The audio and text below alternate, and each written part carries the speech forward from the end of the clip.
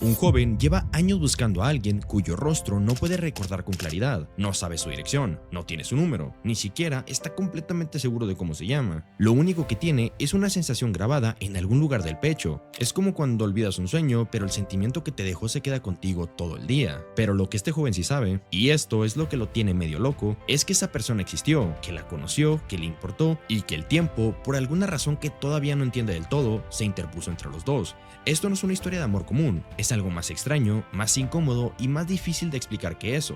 Your Name es una película que te hace una pregunta en los primeros 5 minutos y que no te la responde hasta el final. ¿Qué tanto puedes extrañar a alguien que técnicamente nunca conociste? La historia empieza en Itomori, un pueblo ficticio en la prefectura de Gifu, el corazón rural de Japón, un lugar donde los trenes pasan cada 2 horas, no hay librerías y las calles se quedan en silencio desde el mediodía. El tipo de lugar donde el tiempo no desaparece, simplemente se mueve más despacio que en el resto del mundo. Ahí vive una chica de 16 años llamada Mitsuha Miyamizu. Mitsuha escucha en la radio municipal que el cometa Tiamat, que orbita el Sol una vez cada 1200 años, se acercará a la Tierra el próximo mes y será visible a simple vista. Lo escucha, apaga la televisión y se prepara para ir a la escuela, como cualquier mañana, como si esa noticia no fuera a cambiarle la vida de una forma que todavía no está en condiciones de imaginar. Ella vive con su abuela Hitoha y con su hermana menor, Yotsuha, en una casa que también es parte de un santuario sintoísta. Su familia lo cuida desde generaciones. Su padre Toshiki es el alcalde del pueblo, pero entre ellos hay una distancia que va más allá de los metros que los separan físicamente. Después de la muerte de Futaba, la madre de Mitsuha, Toshiki abandonó las tradiciones del santuario, dejó que la abuela asumiera todo y se convirtió en alguien que vive en la misma casa, pero que ya no está ahí de verdad. La vida de Mitsuha gira alrededor de ese santuario,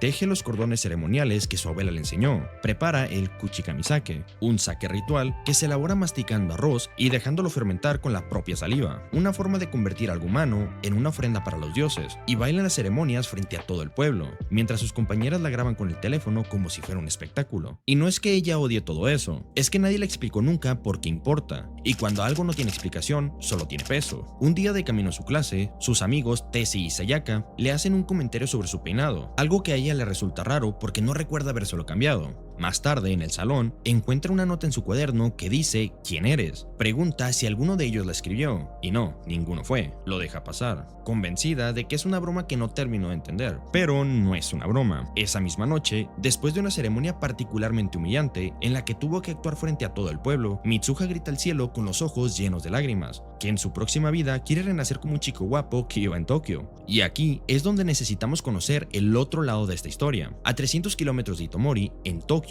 vive un chico llamado Taki Tachibana, 16 años, estudiante en Shinjuku, mesero de medio tiempo en un restaurante italiano. Tokio es el opuesto exacto de Itomori en todos los sentidos. Tiene trenes llenos a cualquier hora, un café en cada esquina, la libertad completa de ser una cara entre millones sin que nadie espera nada de ti. Eso es exactamente lo que Mitsuha desea. Pero Tokio tiene su propia forma de vacío. Cuando estás rodeado de millones de personas y no ves a ninguna de verdad, esa invisibilidad que algunos llaman libertad también empieza a pesar. Estar en todas partes y en ningún lugar al mismo tiempo. El pueblo y la ciudad son espejos invertidos de la misma carencia. Lo que sobra en uno es lo que le falta en el otro. Mitsuha mira el cielo de Itomori y sueña con el ruido de la ciudad, mientras que Taki ni siquiera se detiene a mirar por la ventana, y ese sentimiento de representar algo, de siempre estar bajo la mirada de alguien, es exactamente lo que él siempre ha buscado sin saberlo. Pero lo que ninguno de ellos sabe es que su supuesta vida común podría ser exactamente la vida que el otro sueña cada noche. Aquí hay algo por la que vale la pena detenerse a pensar antes de continuar. Mitsuha no odia su vida porque sea mala,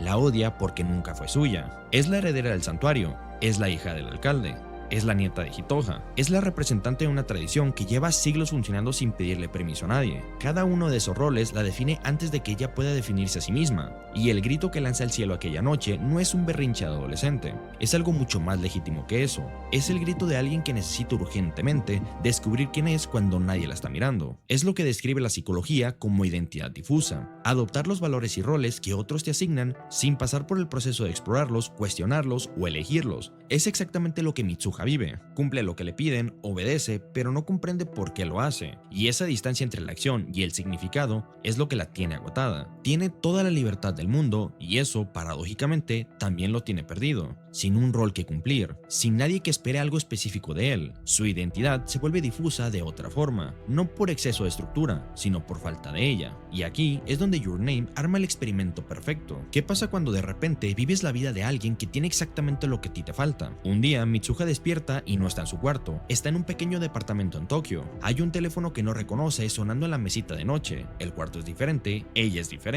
y esto porque está en el cuerpo de Taki. El padre de Taki entra y la regaña por haberse quedado dormida. Utsukasa, el amigo de Taki, llama preguntando por qué llega tarde a la academia. Mitsuha, sin entender absolutamente nada de lo que está pasando, solo asiente y dice que ya va. Cuando se asoma por la ventana y ve Tokio, algo en ella se congela. La ciudad entera, viva, ruidosa, enorme, es exactamente como la imaginaba cuando cerraba los ojos en Itomori. Conteniendo la emoción como puede, usa el GPS del teléfono para encontrar la academia de Taki y sale al mundo que lleva años queriendo conocer. En la academia, los amigos de Taki notan que algo anda raro, pero aún así lo invitan a un café después de las clases. Para Taki, esto sería el plan más ordinario de la semana, pero para ella es una experiencia completamente nueva. Sentarse en un café de Tokio rodeada por personas con la ciudad de fondo. Pero ahí se entera por la conversación de que Taki trabaja en un restaurante italiano y que lo raro es que ese día no tenga turno. Mitsuha lo confirma revisando el teléfono. Después les pregunta dónde queda y ella va al trabajo. Llega sin saber nada de las reglas de ese lugar, del trato con los clientes o de cómo funciona ese mundo. Se mete en problemas casi de inmediato. Miki Ukadera, la compañera de trabajo de Taki, interviene para salvar la situación sin hacer demasiado escándalo. Más tarde, cuando descubren que un cliente cortó intencionalmente la falda de Miki, saca una aguja e hilo y la cose, con una calma y una delicadeza que Miki definitivamente no reconoce en él. Eso es lo primero que Mitsuha deja en la vida de Taki sin darse cuenta,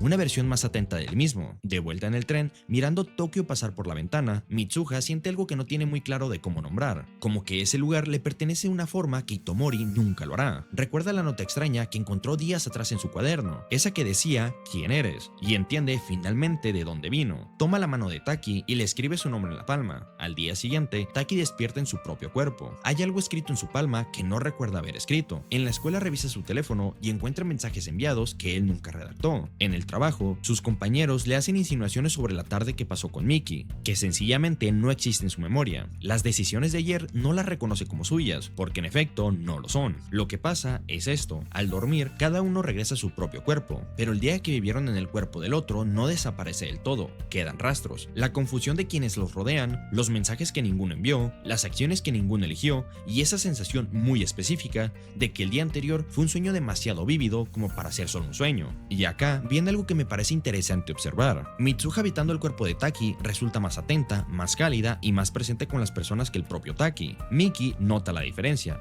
y sin saber por qué, lo encuentra mucho más agradable que otros días. Y por otra parte, Taki habitando el cuerpo de Mitsuha es más directo, más seguro de sí mismo, y hasta Tessie y Sayaka dicen que últimamente Mitsuha está distinta, más suelta, como si por fin hubiera dejado de tragarse todo. Ambos mejoran la vida del otro sin proponérselo, sin verse, sin hablar, solo siendo. Conforme los intercambios se repiten, los dos empiezan a entender lo que está pasando y comienzan a comunicarse como pueden. Notas en el teléfono, notas en los diarios, palabras escritas en las palmas de las manos. Se dejan instrucciones, establecen reglas de lo que pueden y no se puede hacer en el cuerpo del otro. Documentan el día para que quien despierte el día siguiente tenga algo de contexto sobre lo que vivió. Lo que construyen en esas notas se parece más a una relación de lo que ninguno de los dos estaría dispuesto a admitir. Y no se han visto nunca, no han cruzado una sola palabra en la vida real, pero se están prestando una atención que pocas personas se prestan entre sí. Mitsuha le explica cómo sobrellevar el santuario y los rituales de Itomori. Taki le enseña a moverse en Tokio y a manejar el trabajo. Sus personalidades chocan constantemente. Lo que uno haría, el otro jamás lo haría. Pero esas diferencias, en lugar de arruinar la vida del otro, lo completan. Le dan aptitudes que le faltaban, le dejan algo mejor de lo que encontraron, viven la vida del otro y sin saberlo, la hacen un poco más suya. Pero antes de continuar con lo que pasa, hay algo que vale la pena nombrar. Lo que viven Taki y Mitsuha durante el intercambio es en su forma más extrema una metáfora de algo que la psicología considera fundamental para el desarrollo humano: la capacidad de ponerse verdaderamente en el lugar del otro. El psicólogo Simon Baron-Cohen describe la teoría de la mente como la habilidad de atribuir estados mentales a otras personas, de entender que los demás tienen pensamientos, sentimientos y perspectivas que no son los propios. La mayoría de las personas desarrolla esta capacidad durante la infancia, pero hay una diferencia enorme entre saber que el otro tiene una vida interior y haberla habitado. Taki y Mitsuha no entienden la perspectiva del otro, la viven. y eso produce algo que ninguna conversación, ningún libro, ningún ejercicio de empatía podría replicar. Es una comprensión profunda, casi física, de lo que significa ser la otra persona. Carl Rogers es el padre de la psicología humanista. Sostenía que la empatía profunda requiere la capacidad de sentir lo que el otro siente como si uno fuera esa persona, pero sin dejar de saber que no lo es. El intercambio de cuerpos lleva esa versión a su idea más radical. Taki y Mitsuha no perciben como si fuera el otro, son el otro, pero temporalmente, y luego regresan a ser ellos mismos, y en ese ir y volver, cada uno descubre no solo quién es el otro, sino, paradójicamente, quién es uno mismo, porque eso es lo que hace la verdadera empatía. No solo te muestra al otro, te muestra a ti mismo reflejado en alguien que no eres. Las cualidades que Mitsuha trae al cuerpo de Taki, la calidez, la atención, esa ternura que Miki no reconocía en él, son cosas que él no sabía que le faltaban hasta que alguien las puso en su vida. Y la seguridad, la franqueza, la presencia directa que Taki trae al cuerpo de Mitsuha son exactamente lo que necesitaba para dejar de encogerse ante su propia existencia. En pocas palabras, están aprendiendo a ver al otro como alguien cuya vida importa tanto como la propia. Y eso, aunque suene sencillo, es una de las cosas más difíciles que existen. En uno de los intercambios, Taki despierta en el cuerpo de Mitsuha en un día que no es como los demás. No hay escuela, la abuela Hitoha ya está lista en la puerta con Yotsuha. Van al bosque, al santuario de la montaña. Caminan por un sendero que sube entre los árboles, alejándose del pueblo y en dirección hacia la cima. Mientras los pasos suenan sobre la tierra y la luz se filtra entre las ramas, la abuela empieza a hablar sobre musubi. Lo hace a través de kumihimu, el antiguo arte de trenzar hilos, y lo que explica no es solo una técnica artesanal, es una forma de entender el tiempo y las conexiones humanas. En palabras de la propia abuela, los hilos convergen y toman forma, se tuercen, se enredan, a veces se desenredan y retroceden, solo para volver a unirse. El tiempo no es una línea recta predecible, es justo como ese patrón trenzado. Desde cerca puede parecer un caos, pero desde lejos revela un diseño. Se pliega, se cruza, se anuda, y es precisamente entre esos nudos, entre esas intersecciones improbables donde los hilos chocan, donde ocurre lo que realmente importa. Pero la lección va más allá de los hilos cósmicos. Conforme siguen subiendo, la abuela añade que el musubi también es una conexión terrenal y espiritual. Cuando introducimos algo en nuestro cuerpo, el agua de la naturaleza, el arroz de la cosecha, el sake sagrado, y esto se funde con el alma, eso también es musubi. Lo que consumimos se entrelaza con nuestra sangre y se convierte en parte inseparable de lo que somos. La ofrenda que llevan a la cima no desaparecerá en el vacío, se quedará en el interior de quien lo reciba, creando un vínculo que trasciende los cuerpos y los años. Y ojo, presta mucha atención a esto porque va a tomar mucho más sentido más adelante. Lo que se abre frente a ellos no es lo que Taki esperaba, un cráter enorme como una cueva excavada en la tierra, rodea un pequeño santuario antiguo. La abuela explica que a partir de ese punto el lugar cambia de naturaleza. Lo que están pisando ya no pertenece al mundo de los vivos, es el Kakurillo, el mundo oculto donde reside el kami del santuario. No es un lugar lejano, ni abstracto. Está ahí, superpuesto al mundo visible, y para cruzar hacia él hay que dejar algo atrás. Lo que se deja es el kuchikamisake. Taki, desde el cuerpo de Mitsuha, toma el frasco con el sake ceremonial que ella preparó con sus propias manos, arroz masticado, escupido, fermentado con su propia saliva, lo deja en el santuario como una ofrenda. Una parte de Mitsuha literalmente se quedó ahí, en el umbral entre los mundos. Al bajar de ahí, el sol comienza a caer. Yotsuha lo nota y lo dice en voz alta. El Katawaredoki, el crepúsculo, el momento del día en el que Sol y la Luna comparten el mismo cielo, y que el límite entre este mundo y el otro se vuelve poroso, frágil, casi impermeable. Justo en ese momento, la abuela mira a Taki en el cuerpo de Mitsuha y le pregunta si está soñando ahora mismo. Taki no sabe qué contestar, se confunde y de repente despierta en su propio cuarto en Tokio, con los ojos llorosos. No sabe por qué llora, no recuerda con claridad lo que pasó. Es esa sensación otra vez, la del sueño que se capta justo cuando intentas aferrarte a él, pero esta vez hay algo muy diferente. En su muñeca, enredado como si siempre hubiera estado ahí, hay un cordón trenzado, un kumihimu, el lazo de cabello de Mitsuha. Taki lo mira sin entender cómo llegó ahí, no recuerda nada, solo el cordón en su muñeca y el rastro húmedo de unas lágrimas que tampoco sabe de dónde vinieron. Daniel Stern, psiquiatra e investigador del desarrollo infantil, dedicó décadas a estudiar lo que llamó momentos de encuentro, esos instantes en los que dos subjetividades se reconstruyen mutuamente, se sincronizan y algo cambia en ambas partes de forma irreversible. Su argumento era simple pero profundo. La mente humana no es una entidad aislada,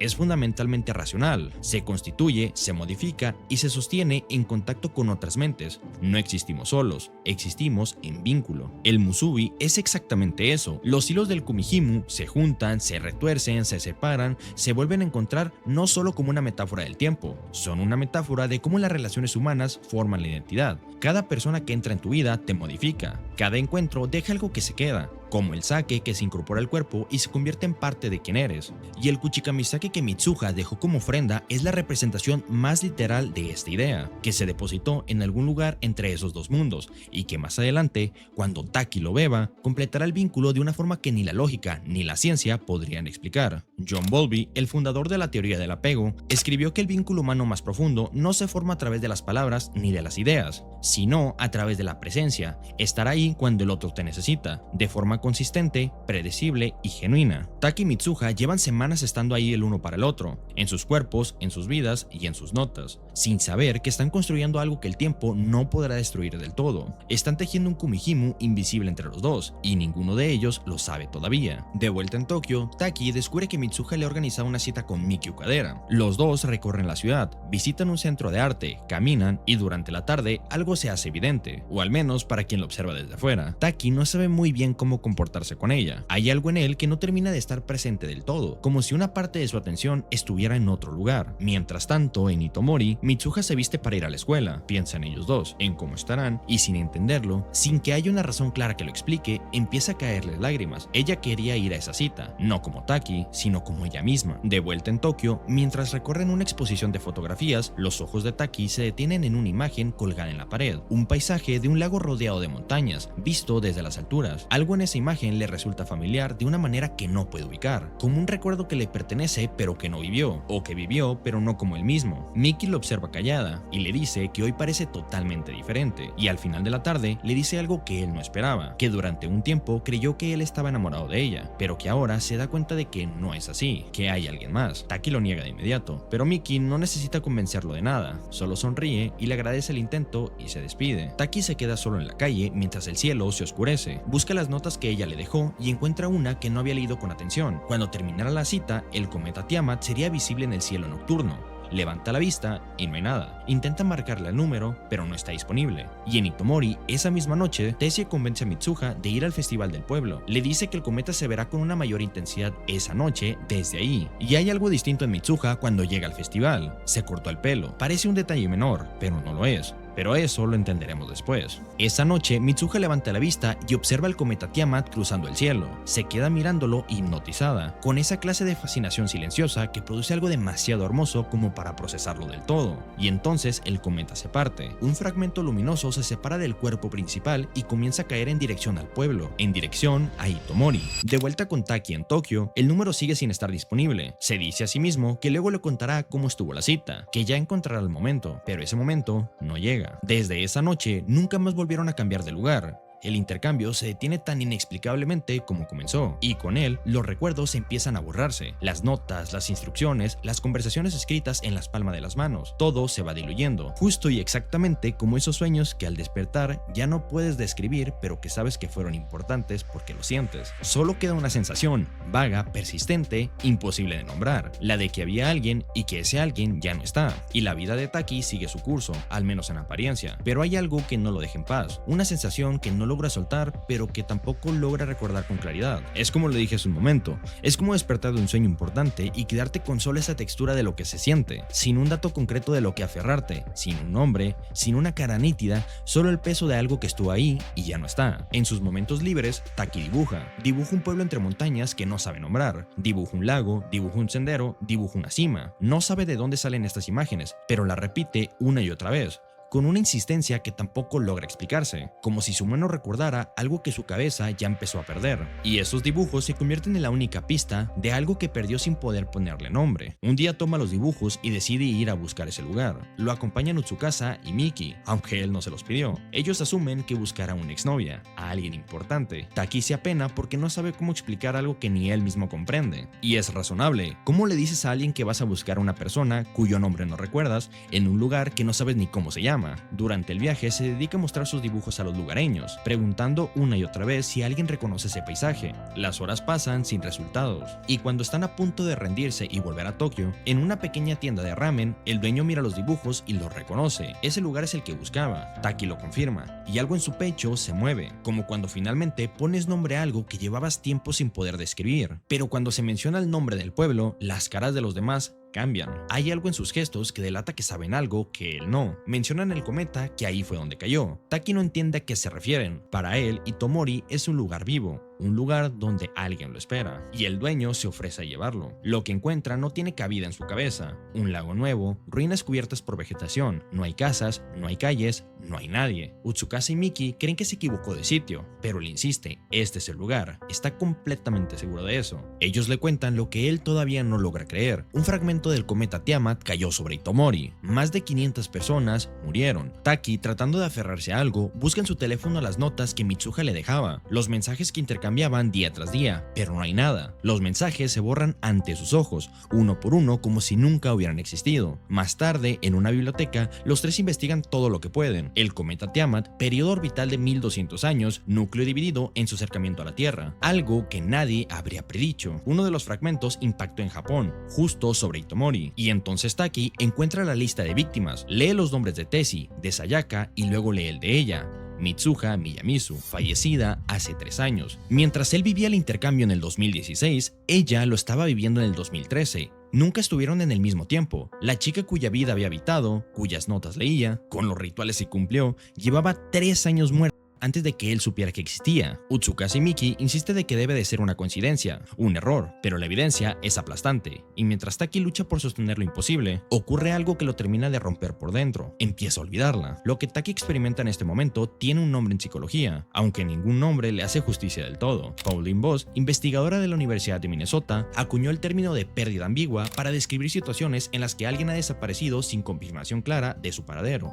o en las que una persona está presente físicamente, pero psicológicamente ya no está. Voss documentó este tipo de duelo en familias de soldados desaparecidos, en casos de víctimas de desastres cuyo cuerpo nunca se recuperó. El común denominador es la imposibilidad de cerrar. No hay funeral, no hay despedida. No hay momento en el que el dolor pueda anclar su inicio. Lo que Taki enfrenta es una variante todavía más extrema de esta ambigüedad. No solo perdió a Mitsuha, está perdiendo la memoria de que existió. Y eso cambia todo, porque en el duelo común puedes decir el nombre de quien perdiste, recordar su cara o contarle a alguien quién era él. El duelo de Taki no tiene referencia, solo tiene una sensación de que algo falta, un peso sin causa identificable, una ausencia que duele pero que no puede explicarse porque no hay palabras para describirla, porque ¿cómo le dices a alguien que extrañas a una persona cuyo nombre ya no recuerdas? George Bonanno, psicólogo de la Universidad de Columbia y uno de los investigadores más importantes en el estudio del duelo, documentó que la capacidad de una persona para procesar una pérdida depende en gran medida de la narrativa que puede construir alrededor de ella. Necesitamos contar la historia de todo lo que perdimos para poder eventualmente soltarla.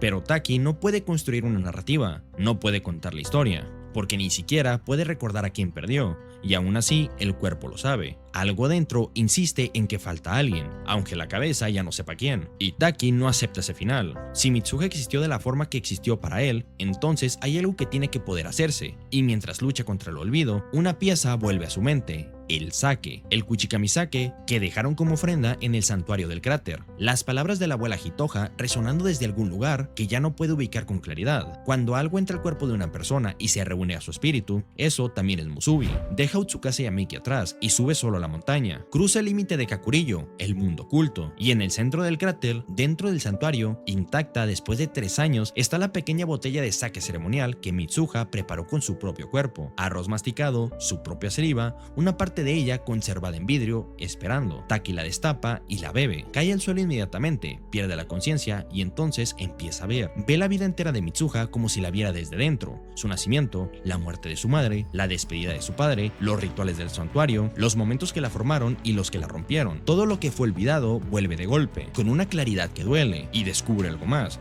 que Mitsuha quería ir a Tokio, que quería encontrarlo. Cuando despierta de la visión, no lo hace en 2016, despierta en el cuerpo de Mitsuha en Itomori en la mañana del festival, el mismo día en el que cayó el cometa, y tiene exactamente un día para poder evitarlo. La abuela Hitoha lo observa al despertar y lo nota de inmediato. Después de unos segundos le dice con mucha tranquilidad que sabe perfectamente que él no es Mitsuha, y añade añade algo todavía más sorprendente. Eso también les pasó a ella y a la madre de Mitsuha cuando eran jóvenes. El intercambio de cuerpos no era un accidente aislado, era parte de la historia de la familia Miyamizu. Había ocurrido durante generaciones, no como un misterio que alguien intentara resolver, sino como una realidad que simplemente aprendieron a aceptar. Y entonces todo empieza a tener sentido para Taki. Si las mujeres del linaje Miyamizu han vivido este fenómeno desde hace siglos y el cometa Tiamat regresa cada 1200 años, entonces el intercambio nunca fue una coincidencia, era una advertencia, una oportunidad para evitar la tragedia que el cometa repetiría cada vez que cruzara el cielo. Eso era el Musubi, no solo un vínculo entre dos personas, sino una conexión capaz de atravesar generaciones enteras. Sin perder tiempo, Taki busca a Tess y a Sayaka. Al principio creen que perdió la razón, pero hay algo en la manera en que habla. Es directo, decidido y completamente distinto a Mitsuha, y esa urgencia hace que por lo menos decidan escucharlo. El plan parece una locura, provocar un apagón haciendo explotar la subestación eléctrica de la montaña, y mientras todo el pueblo entra en caos, aprovechar que Sayaka tiene acceso al sistema de radio municipal para ordenar una evacuación. La idea no era evitar el caos, era usarlo para salvar vidas, porque si lograban sacar a la gente de la zona donde caería el fragmento del cometa,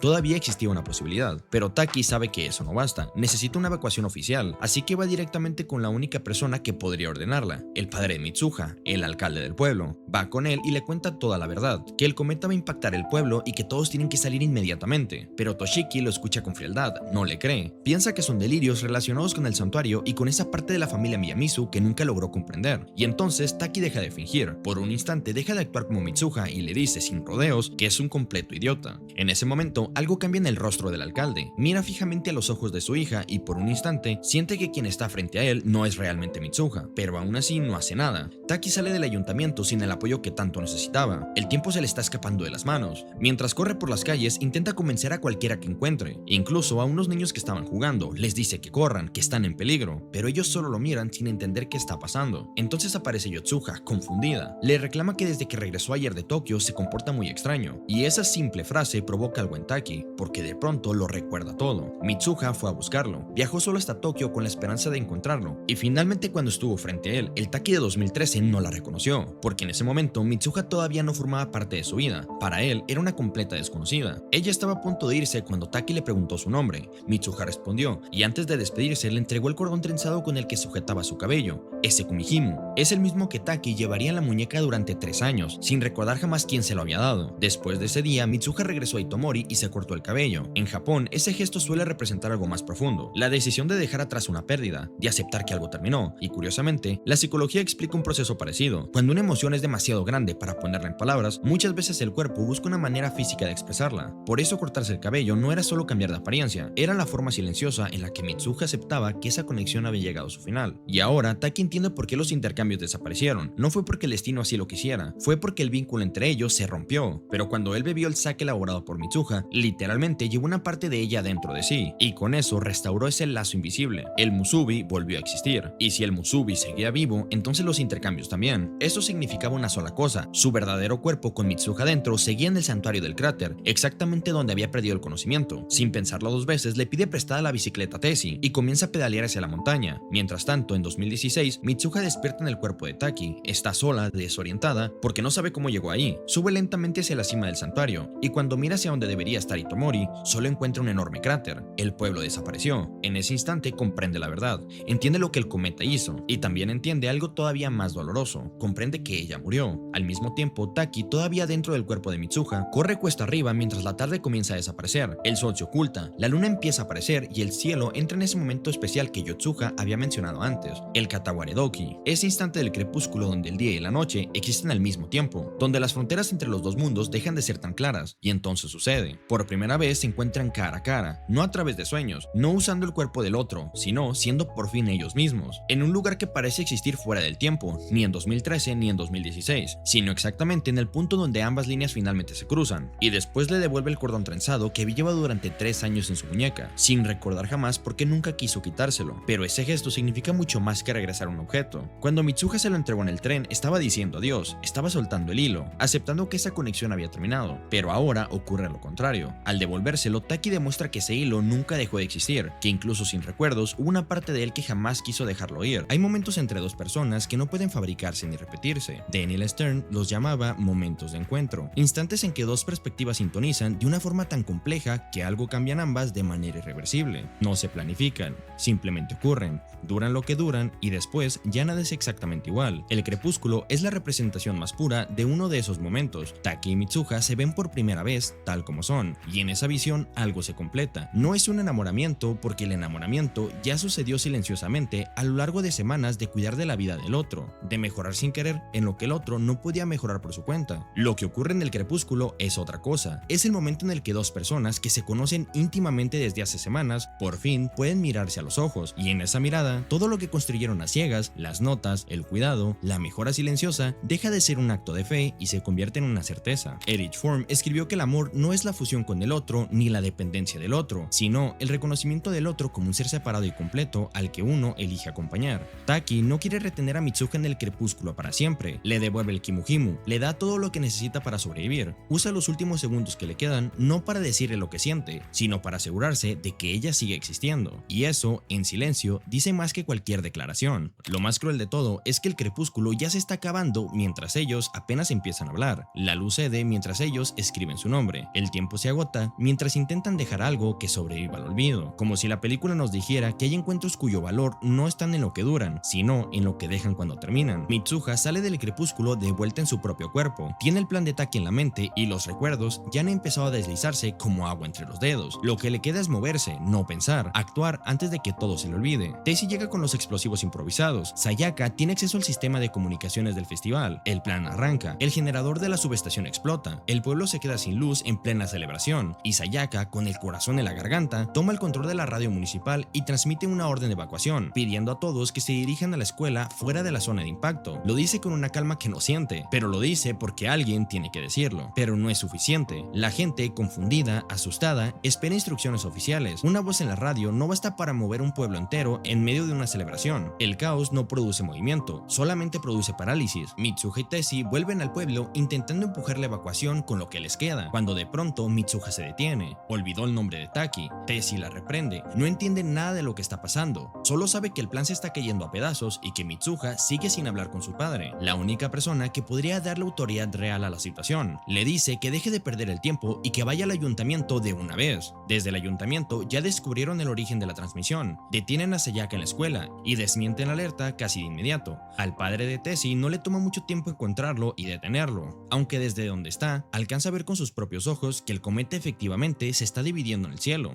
El plan se desmorona en cuestión de minutos y el tiempo sigue corriendo. Mitsuha corre hacia el ayuntamiento sin poder recordar en quién piensa tanto ni por qué siente esa urgencia que le aprieta el pecho. Es la sensación más extraña del mundo, correr con toda la energía que tienes hacia algo que ya no puedes nombrar. Solo sabe que no puede detenerse. Levanta la vista y el cometa ya está partiéndose en el cielo, y entonces tropieza. Cae al suelo en el medio del camino, y ahí, tirada en la tierra, sintiendo que ya no hay solución, que llegó tarde o que el tiempo se le acabó, recuerda que había escrito algo en su palma. Abre la mano despacio, y lo que encuentra no es el nombre de Taki como todos lo esperaríamos, es la frase "te amo". Taki, en los últimos segundos del crepúsculo, eligió no escribir su nombre, eligió no dejarle la información práctica, la que habría servido para buscarlo después. En cambio, le dejó lo único que de verdad quería decirle, y aunque Mitsuha ya no recuerda quién lo escribió, esas dos palabras hacen algo que un hombre jamás habría logrado. Le devuelven la certeza de que lo que vivió fue real, de que alguien en algún lugar del tiempo creyó que ella valía la pena, y no necesita recordar quién, solo necesita saber que existió. Esa frase la levanta del suelo, se sacude, se pone de pie y se echa a correr de nuevo, esta vez hacia el ayuntamiento, hacia su padre,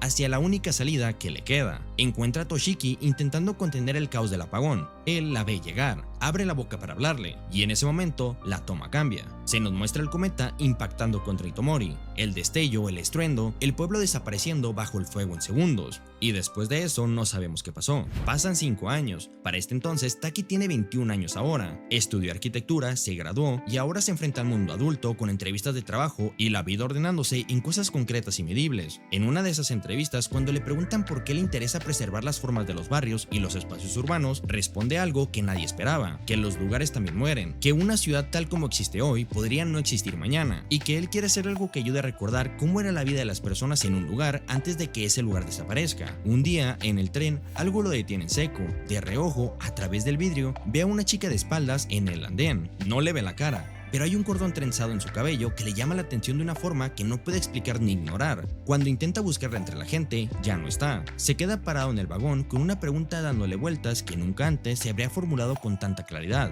Lo que lleva años buscando sin saber lo que busca, ¿en realidad es una persona o es un simple lugar? Días después se cruza con Miki, su antigua compañera del restaurante. Ella le recuerda aquel viaje que hicieron juntos hacia Itomori años atrás. Taki escucha y algo se mueve en él, aunque no sabe bien qué. Le cuenta que en aquel lugar cayó un fragmento del cometa Tiamat, que destruyó la ciudad entera, pero que afortunadamente la mayoría de los residentes resultaron ilesos. Se salvaron gracias a un simulacro de evacuación de último minuto que nadie supo explicar del todo, el tipo de historia que la gente cuenta y que luego descarta porque no tiene ni una sola prueba. Taki tampoco recuerda por qué le había llamado tanto la atención en su momento. Al despedirse, nota el anillo en la mano de Miki. Está comprometida. Ella sonríe y antes de irse le dice que algún día encontrará a alguien, y en ese momento empieza a nevar. Taki se refugia en un restaurante, pide un café y se sienta junto a la ventana. En una mesa cercana escucha a dos personas conversando. Una de ellas se llama Tessie. El nombre le llama la atención de una manera que no logra ubicar, pero cuando se voltea a mirarlos, las dos personas ya se han ido. Sale a la calle bajo la nieve y mientras camina, lo ve de nuevo. Un kumihimo en el cabello de una mujer que camina en dirección contraria. Se voltea de golpe, mira, pero no se anima a ir a buscarla. Esa misma mujer también se detiene un instante después, también se voltea, pero cuando mira, no ve nada que le llame la atención. Pero ahí nos damos cuenta que esa mujer es Mitsuha. Sobrevivió al cometa, dejó a Itomori y ahora vive en Tokio cargando la misma melancolía sin explicación que Taki, la misma sensación de que algo esencial le falta y que nunca ha podido nombrar del todo. Como si ambos estuvieran incompletos de la misma forma sin saberlo, como si les faltara la misma pieza y ninguno de los dos supiera cuál es. Tiempo después, Taki sube a un tren en Tokio. En un tren paralelo que corre en sentido contrario, Mitsuha sube también. Los separa un vidrio y unos pocos metros. El ruido de dos ciudades moviéndose al mismo tiempo y sin embargo, algo hace que los dos giren la cabeza al mismo tiempo, hacia el mismo punto, sin que nadie se los pidiera. Y en ese momento se miran, no se reconocen, no hay ningún recuerdo que se active ni una imagen que encaje con algo almacenado, pero hay algo, una sensación que no tiene nombre preciso, pero que hace que ninguno de los dos pueda apartar la vista con facilidad, como cuando estás seguro de haber olvidado algo importante pero no recuerdas qué. Los trenes se separan y en la siguiente estación los dos bajan, sin una razón lógica que lo justifique, como si algo más antiguo que la razón estuviera tirando de los dos hilos al mismo tiempo.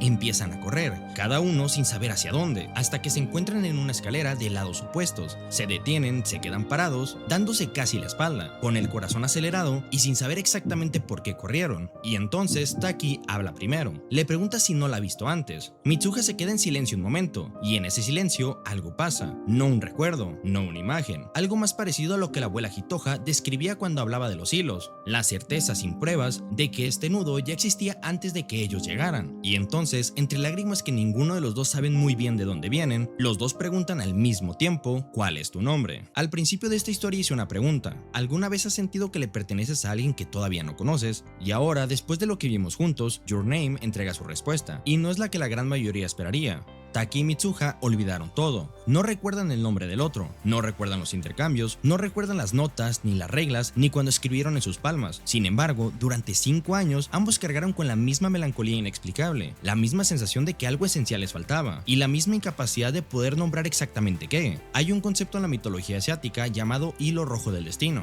Según la leyenda, dos personas destinadas a encontrarse están atadas por un hilo invisible que no puede romperse sin importar la distancia ni el tiempo que los separe. Y si lo pensamos un poquito, eso es exactamente lo que la abuela Hitoha describía cuando hablaba del musubi. Los hilos convergen, se tuercen, se enredan, a veces se desenredan y retroceden, solo para volver a unirse. El kumihimo que Mitsuha tejió con sus manos, el mismo que le entregó a Taki en aquel tren de Tokio, no era un adorno ni un simple recuerdo, era la representación de ese hilo, y Taki lo llevaba en la muñeca durante 3 años sin saber de dónde venía, sin poder soltarlo y sin entender por qué algo tan pequeño le parecía tan imposible de tirar, tanto que por momentos parecía que ya no existía. Pero justo aquí está lo que me parece más importante de todo lo que esta historia tiene para decir. El hilo solo abre la puerta, lo que ocurre después dependerá de ellos. Taki podría haber aceptado que lo que encontró en esa biblioteca, que Mitsuha estaba muerta y que no había nada por hacer, habría sido la respuesta razonable, la que cualquiera hubiera elegido. En cambio, subió una montaña, bebió de un sake ceremonial que nadie le pidió que bebiera, y apostó todo por una posibilidad que ninguna lógica le garantizaba, no porque tuviera una certeza, sino porque algo en él se negaba a aceptar de que eso era todo.